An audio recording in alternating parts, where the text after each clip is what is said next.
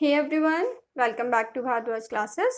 तो आज है इलेक्ट्रिसिटी का लेक्चर नंबर 5 और आज हम पढ़ेंगे कॉम्बिनेशन ऑफ रजिस्टर्स के बारे में और करेंगे कुछ क्वेश्चंस। ठीक है, लास्ट क्लास में हमने पढ़ा था रेजिस्टेंस के बारे में, कौन कौन से फैक्टर्स होते हैं जो कि रेजिस्टेंस को अफेक्ट करते हैं, और वीआई ग्राफ के बारे में, वीआई ग्राफ से हम रेजिस्टेंस कैसे फाइंड आउट कर सकते हैं। अगर आपने वो वीडियो नहीं देखी है तो लिंक डिस्क्रिप्शन बॉक्स में आपको मिल जाएगा।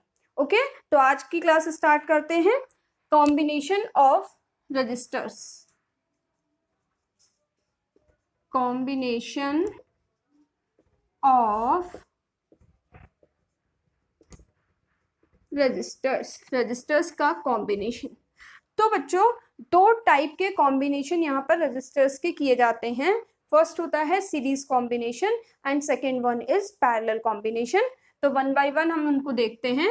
सबसे पहले सीरीज कॉम्बिनेशन। ठीक है, तो सीरीज कॉम्बिनेशन जो है वो कैसे बनता है, ठीक है, किस तरह से रजिस्टर्स कंबाइन होते हैं कि हम उन्हें सीरीज कॉम्बिनेशन कहें। तो सीरीज क्या होता है, एक के बाद एक। ठीक है, तो सिमिलरली जब रजिस्टेंसेस को आप सीरीज कॉम्बिनेशन में लगाएंगे तो क्या होगा, फर्स्ट रजिस्टर, उसके एंड से ही हमने दूसरा रजिस्टर कनेक्ट कर दिया, इसके एंड से हमने थर्ड रजिस्टर कनेक्ट कर दिया। सपोज इसका रेजिस्टेंस है R1, इसका है R2 और इसका है R3। इस तरीके से हमने रेजिस्टेंसेस कनेक्ट कर दिया, तब हम इसको बोलते हैं सीरीज कनेक्शन या सीरीज कॉम्बिनेशन। फॉर एग्जाम्पल, जैसे आप दिवाली पे झालर लगाते हो, ठीक है, छोटे छोटे बल्ब की या एलईडी की, तो उसमें क्या होता है, लाइन से एक के बाद एक बल्ब लगे रहते हैं। ठीक है, तो वो किस में होते हैं, सीरीज कॉम्बिनेशन में होते हैं।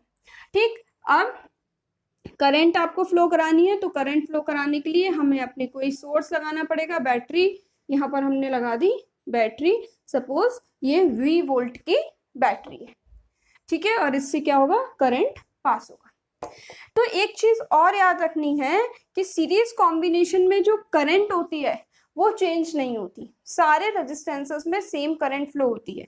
ठीक है, ये बैटरी है, यहाँ से आपने करंट आई तो देखो यही करंट R1 में जाएगी, यही करंट R2 में जाएगी और यही करंट R3 में जाएगी एंड देन सर्किट क्लोज हो जाएगा, सपोज I करंट। ठीक है, तो सीरीज कॉम्बिनेशन की पहचान क्या है, कैसे पहचानोगे आप कि सीरीज कॉम्बिनेशन में लगे हैं। पहली चीज तो ये एक सीरीज में होते हैं, तब भी आपको नहीं समझ आ रहा तो आप क्या देखोगे कि करंट सेम है, करंट कहीं डिवाइड नहीं हो रही। ठीक है, तो सीरीज कॉम्बिनेशन में करंट सेम होता है बट पोटेंशियल डिफरेंस जो होता है हर रेजिस्टेंस के अक्रॉस अलग अलग होता है। तो आप देख सकते हो, ये हम पॉइंट बना सकते हैं, current remains same in each register। Her register में करंट सेम रहती है इन सीरीज कॉम्बिनेशन। ठीक है, किसमें, सीरीज कॉम्बिनेशन में करंट जो होती है हर रजिस्टर में सेम रहती है। दूसरी चीज है पोटेंशियल डिफरेंस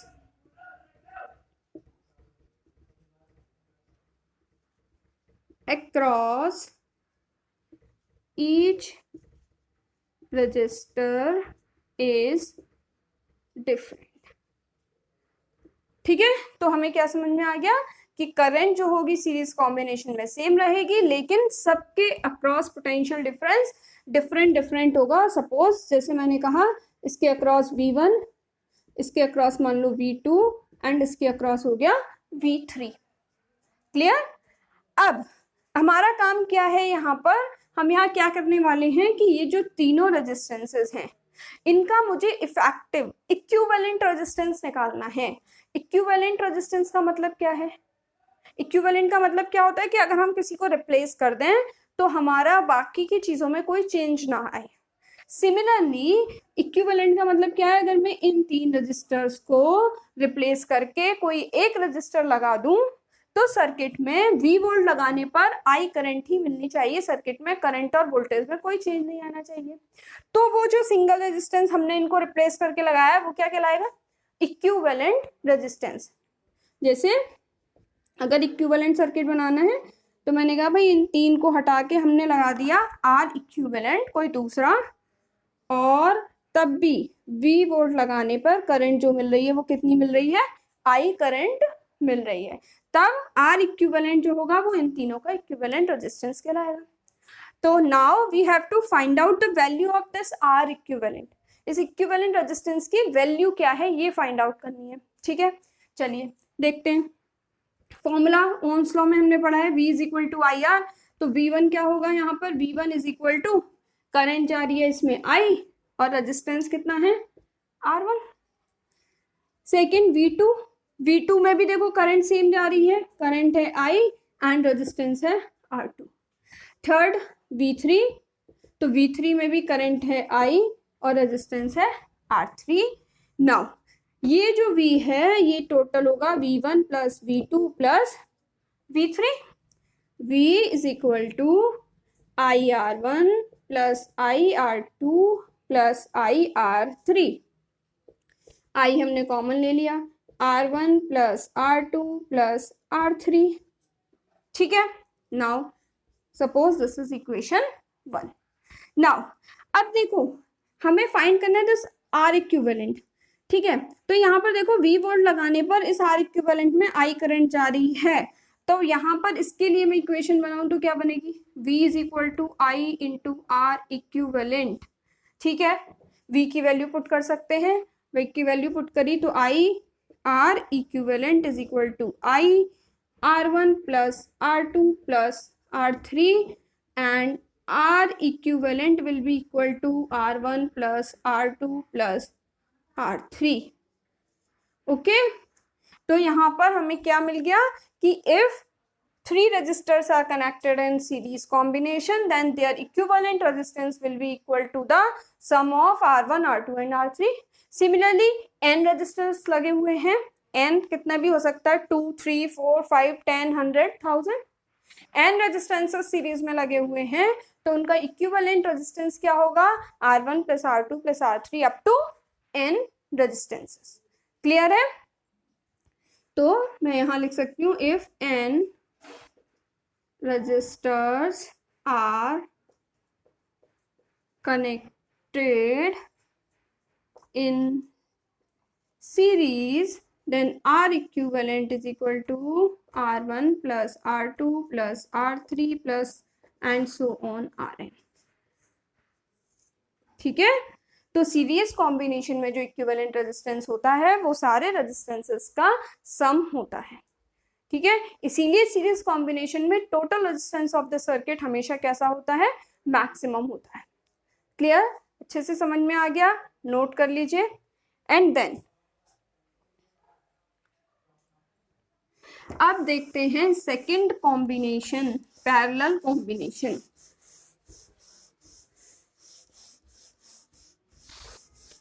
हम रेजिस्टेंसेस को कनेक्ट करते हैं 2 कॉम्बिनेशन में, या तो हम करते हैं सीरीज कॉम्बिनेशन में या फिर हम करते हैं पैरेलल कॉम्बिनेशन में।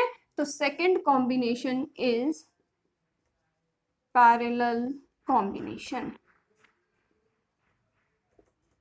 ठीक है, तो पैरेलल कॉम्बिनेशन में रेजिस्टर्स कैसे कनेक्ट होते हैं, जितने भी रेजिस्टर्स आपको कनेक्ट करने हैं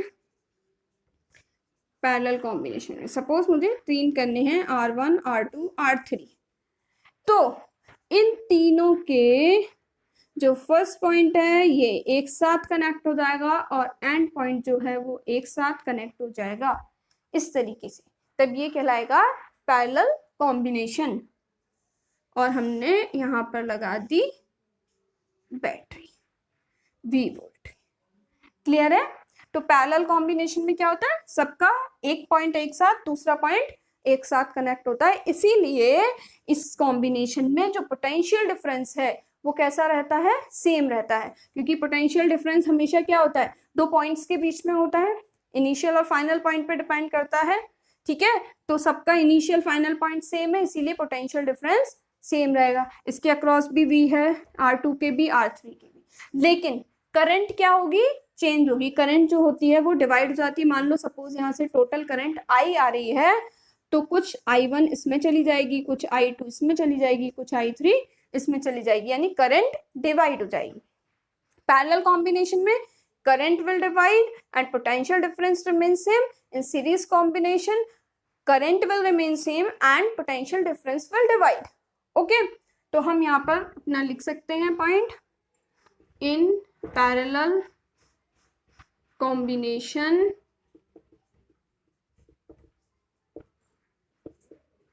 potential difference remains same. ठीक है, and current will divide. ठीक है, करंट डिवाइड होगी, पोटेंशियल डिफरेंस सेम रहेगा. नाउ अगेन हमारा काम क्या है, यहाँ पर हमें क्या फाइंड करना है, इक्विवेलेंट रेजिस्टेंस फाइंड करना है इन तीनों का. इक्विवेलेंट का मतलब इन तीनों को रिप्लेस करके एक कोई दूसरा रेजिस्टर लगा दिया जाए जिससे कि वोल्टेज और करंट, पोटेंशियल डिफरेंस और करंट में कोई चेंज नहीं आएगा, तब हम उसको इक्विवेलेंट रेजिस्टेंस कहते हैं. तो अगर मैं इसका इक्विवेलेंट सर्किट ड्रॉ करूं तो क्या होगा, 3 रजिस्टर्स की जगह एक आ जाएगा आर इक्विवेलेंट. ये हो गई आपकी बैटरी और ये हो गई आपकी टोटल करंट. ठीक है, चलिए अब देखिए यहाँ पे पोटेंशियल क्या है, V. फॉर्मूला क्या होता है, V is equal to I R. First वाले में पोटेंशियल है V, करंट जा रहा है I1 और रेजिस्टेंस है R1. ठीक, तो I1 आपको मिल गया V by R1. Similarly I2 हो जाएगा V बाई R2 क्योंकि V सेम है, एंड I3 हो जाएगा V बाई R3. ओके, अब ये जो टोटल करंट I है ये 3 जगह पर डिवाइड हुई है. ठीक है, तो I इज इक्वल टू क्या हो जाएगा, I1 plus I2 plus I3. I is equal to V by R1 plus V by R2 plus V by R3. I is equal to V common 1 upon R1 plus 1 upon R2 plus 1 upon R3. Okay, equation number 1. Now अब बात करते हैं इस circuit की. तो इस circuit में current है I, वोल्टेज है V and resistances R equivalent. तो यहां से आप कह सकते हो I is equal to V upon R equivalent. ठीक है, नाउ पुट कर देते हैं V upon R equivalent is equal to V 1 by R1 plus 1 by R2 plus 1 by R3 and 1 upon R equivalent is equal to 1 by R1 plus 1 by R2 plus 1 by R3. तो in parallel combination the reciprocal of equivalent resistance is equal to the sum of reciprocal of all the resistances. अगर n resistors connected है, if n resistors are connected in parallel combination then क्या होगा, 1 upon R equivalent is equal to 1 by R1 plus 1 by R2 plus 1 by R3 and so on 1 by Rn. ठीक है, तो यहाँ पर आप क्या देख रहे हो कि रेसिप्रोकल ऐड हो रहा है, इसीलिए जो रेजिस्टेंस है वो क्या हो जाएगा, मिनिमम हो जाएगा. सीरीज कॉम्बिनेशन में टोटल रेजिस्टेंस इंक्रीज हो जाता है, टोटल रेजिस्टेंस मैक्सिमम होता है. पैरेलल कॉम्बिनेशन में टोटल रेजिस्टेंस मिनिमम होता है. ओके, क्लियर है, नोट कर लीजिए. एंड देन अब हम करेंगे इन कंसेप्ट पे कुछ क्वेश्चन. ओके,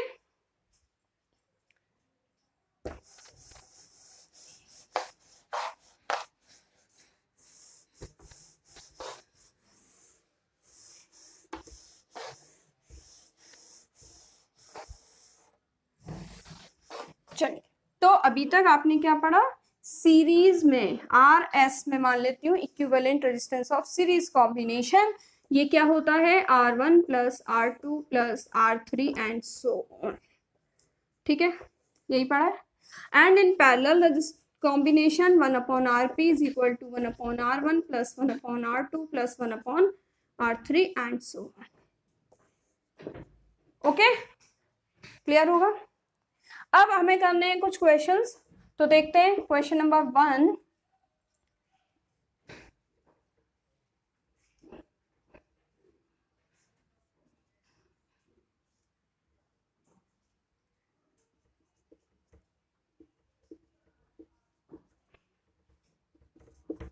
ठीक है, ये आपको कुछ नेटवर्क दिया है, कॉम्बिनेशन दिया है कुछ रेजिस्टेंसेस का। Clear? Now you have to find out the equivalent resistance of this combination. इस कॉम्बिनेशन का इक्विवेलेंट रेजिस्टेंस फाइंड करना है।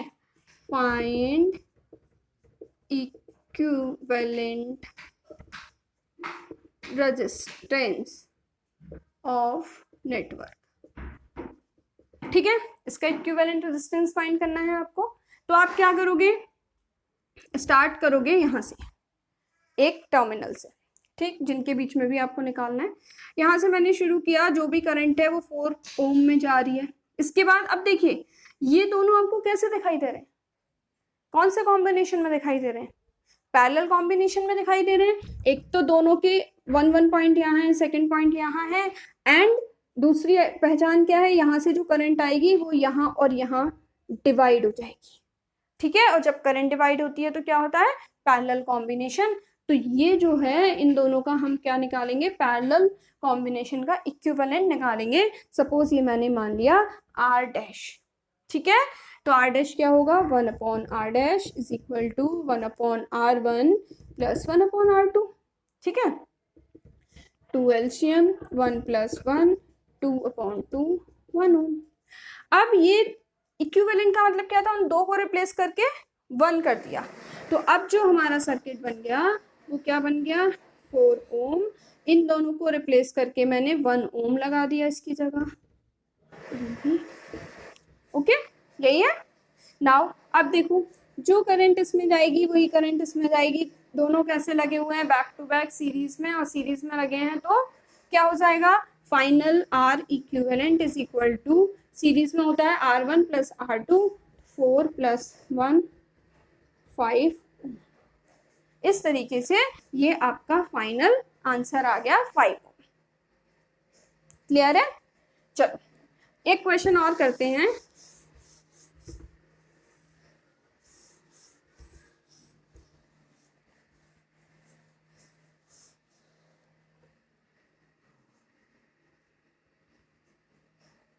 यहाँ पर एक 3 ओम है, इसके बाद यहाँ पर एक 3 ओम है, इसके बाद यहाँ पर भी एक 3 ओम है। ये है A और ये है B। ये है एक 3 ओम, ये है एक 3 ओम, एंड ये भी है एक 3। Again find equivalent resistance of the network.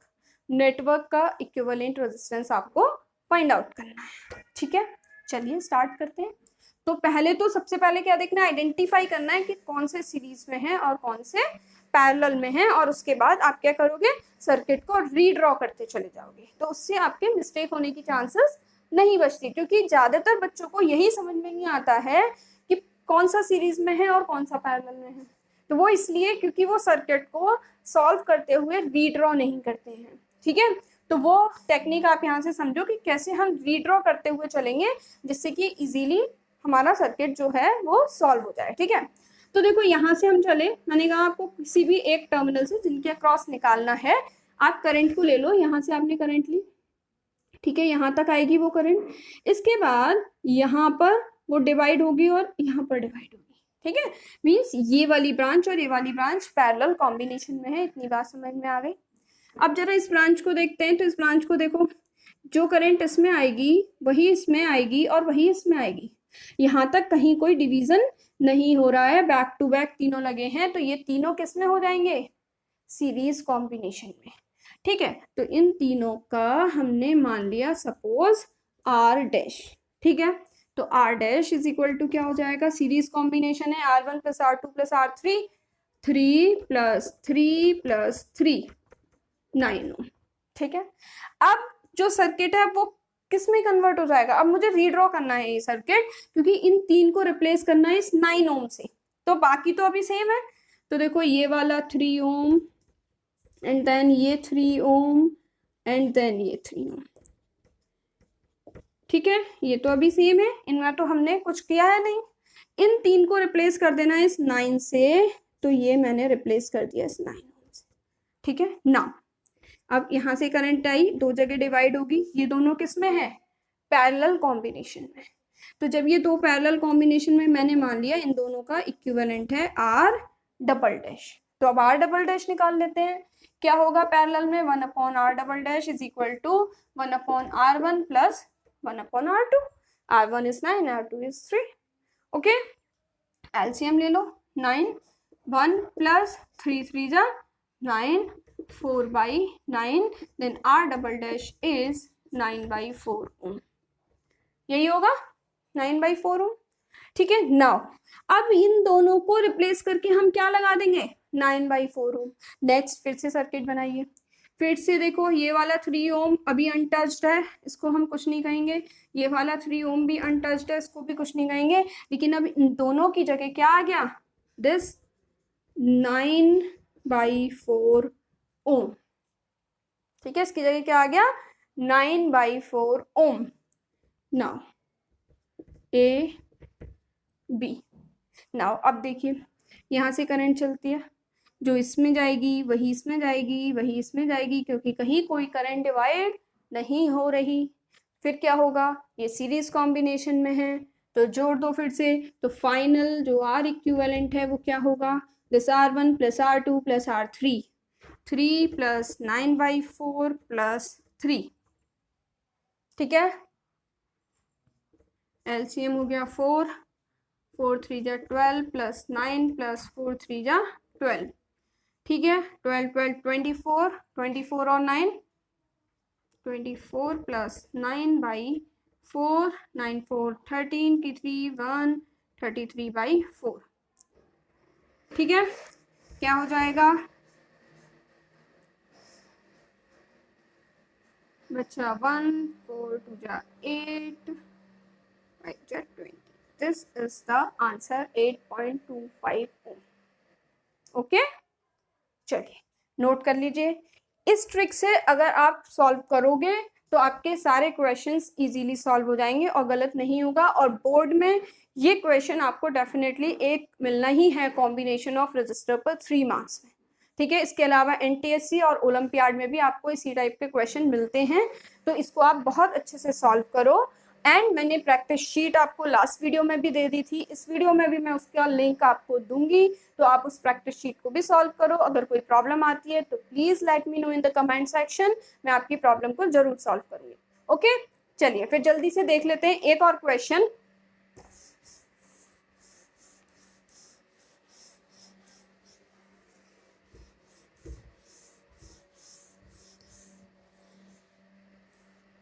चलो, अब हमें एक नेटवर्क दिया है, दिस इज 4 ओम,